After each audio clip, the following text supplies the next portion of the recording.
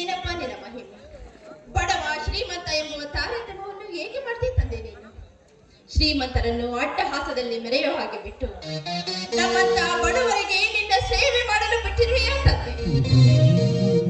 ನನ್ನ ತಂದೆ ನಾನು ಹುಟ್ಟಿದಾಗ ನನ್ನಂತ ಒಂದು ಹನಿ ಕಣ್ಣಲ್ಲಿ ನೀರು ಬರದ ಹಾಗೆ ತಾಯಿ ಸತ್ತ ಮಗಳೆಂದು ಪ್ರೀತಿಯಿಂದ ಸಾಕಿದ್ದಾರೆ. ನಾನು ಅವರ ಕಣ್ಣಲ್ಲಿ ಒಂದು ಹನಿ ನೀರು ಬರದ ಹಾಗೆ ನೋಡಿಕೊಳ್ಳುವಂತೆ ಆಶೀರ್ವದಿಸುತ್ತಂತೆ.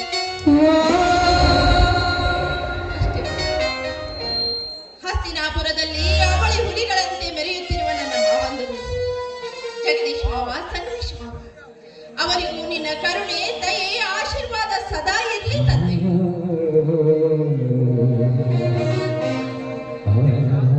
ಗಿರಿಜಾ ಮಗಳೇ, ಎಲ್ಲ ಭಾರವನ್ನು ಶಿವನ ಮೇಲೆ ಹಾಕಿದ್ರೆ ಆ ದೇವರ ಗತಿಯನ್ನಮ್ಮ, ಆ ದೇವರ ಗತಿಯನ್ನು. ಅಪ್ಪ, ಮೊದಲು ಆಶೀರ್ವಾದ ಮಾಡಿ ನಿಮ್ಮ ಮಗಳಿಗೆ.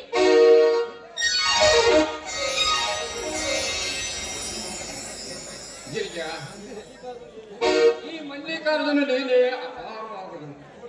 ನೋಡು ಗಿರಿಜಾ, ಇಂದು ನಿನಗ ಒಂದು ಸತ್ಯ ವಿಷಯವನ್ನು ಹೇಳಬೇಕೆಂದು ನನ್ನ ಮನಸ್ಸು ಆಗಿದೆ. ಆದರೆ ಅದೇನಪ್ಪ ಆ ಸತ್ಯ ವಿಷಯ? ಮಗಳೇ, ಈ ವಿಷಯವನ್ನು ನಮ್ಮ ಇಬ್ಬರ ಹೊರತು ಯಾರಿಗೆ ಗೊತ್ತಾಗಬೇಕಂದು ಆಗ ವಚನ ಕೂಡ ಮಗಳೇ ಹಾಗೆ. ಅಪ್ಪ, ಏನ್ ಹೇಳ್ತಾ ಇದ್ದೀರಾ ಅಪ್ಪ? ಚಿಕ್ಕವಳಿಂದ ಬೆಳೆಸಿ ಹಾಲುಣಿಸಿದ ಮಗಳಿಗೆ ಈ ಮಾತು ಕೇಳ್ತಾ ಇದ್ದೀರಾ? ಬೀಜವಾಗಿ ನೆಟ್ಟು ನೀರು ಹಾಕಿ ಮರವನ್ನಾಗಿ ಬೆಳೆಸಿ ಆ ಮರದಡಿಯಲ್ಲಿ ನೆರಳು ಕೊಡುವ ಮರವನ್ನೇ ಕತ್ತರಿಸುವ ಕಟಕಿ ಈ ನಿಮ್ಮ ಮಗಳು ಆಗಲಿಲ್ಲ. ಹಾಲುಣಿಸಿ ಬೆಳೆಸಿದ ಮಗಳು ಕುಕ್ಕುವ ಹಾವು ಆಗಲಲ್ಲ ಅಪ್ಪ. ನಿಮ್ಗೆ ವಚನ ತರಬೇಕು, ತೆಗೆದುಕೊಳ್ಳಿ ಅಪ್ಪ ವಚನ.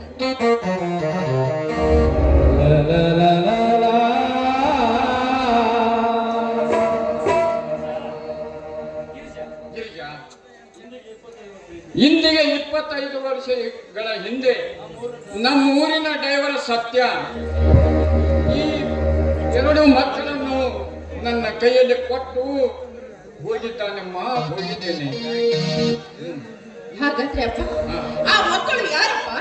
ಅವು ಮಕ್ಕಳು ಯಾರೋ ಅಲ್ಲಮ್ಮ, ನಿನ್ನ ಹಸ್ನಾಪುರದಲ್ಲಿ 10 ಹುಲಿಗಳನ್ನು ಮೆಟ್ಟ ನಿಲ್ಲುವ ನಿನ್ನ ಸೋದರ ಮಾವಮ್ಮ, ನಿನ್ನ ಸೋದರ ಮಾವದವರು.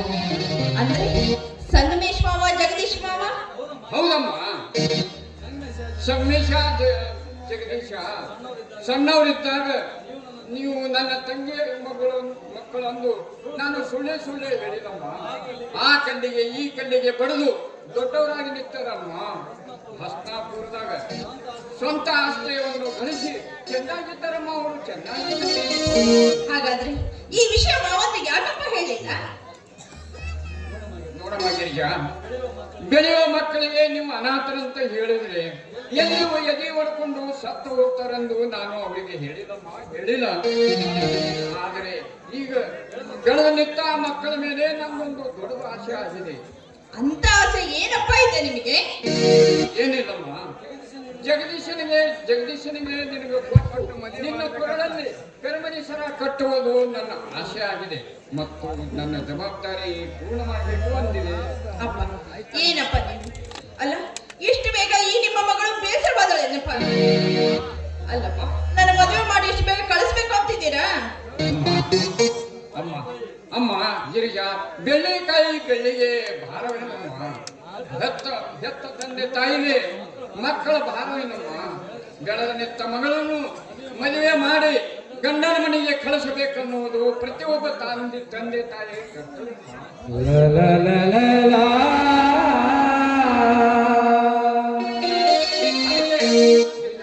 ನಾಳೆ ಹಸ್ತಿನಾಪುರಕ್ಕೆ ಹೋಗೋಣ ನಡಿಮ್ಮ.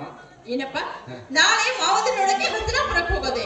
ಸರಿಯಪ್ಪ, ಹಾಗಾದ್ರೆ ಮಾವಂದ್ರಿಗೆ ಚಜ್ಜಿ ರೊಟ್ಟಿ, ಪುಂಡಿ ಪಲ್ಲೆ, ಬದ್ನಿಕಾಯಿ ಹೆಣ್ಗಾಯಿ, ಶೇಂಗಾ ಹಿಂಡಿ, ಹಂಗೆ ಮೊಸರು ಬುತ್ತಿನೂ ಮಾಡ್ಕೊತೇನೆ.